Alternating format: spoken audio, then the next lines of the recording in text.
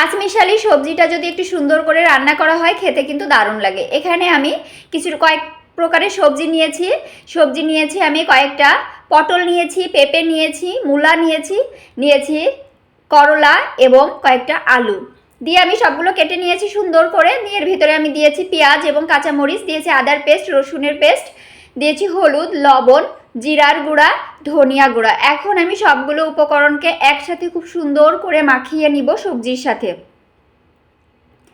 এখন আমি এখানে কিছুটা পরিমাণে পানি অ্যাড করে দিচ্ছি। পানিটা আমি এখানে অল্প পরিমাণে দিব, বেশি পানি দিব না, এবং এই পানিটা দিয়েই আমি সবজিটাকে খুব সুন্দর করে রান্না করে নিব। আমি এখানে সবজিটাকে একদম মিডিয়াম টু লো হিটে রেখে চুলার আঁচটা এই যে আমি সবজিটা কিন্তু খুব সুন্দরভাবে সিদ্ধ করে নিয়েছি। এখন আমার সবজিটা খুব সুন্দরভাবে সিদ্ধ হয়ে গেছে। এখন আমি সবজিটাকে সাইডে রেখে দিয়েছি। আমি আরও একটা প্যান নিয়েছি। এখন আমি এই প্যানের ভিতরে দিচ্ছি কিছুটা পরিমাণে তেল।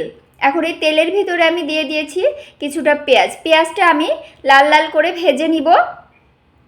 নেওয়ার পরে এখন আমি সবজিটা পেঁয়াজের ভিতরে দিয়ে দিব।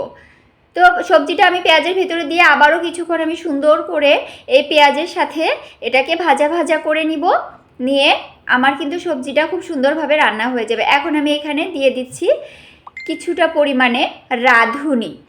তো রাঁধুনি এই মশলার ঘ্রাণটা সবজিতে দিলে সবজিটা খেতে কিন্তু অনেক সুন্দর লাগে, ঘ্রাণেই সবজিটা খাওয়া হয়ে যায়। তো এই ছিল আমার আজকের সবজি রান্নার রেসিপি। আল্লাহ হাফেজ।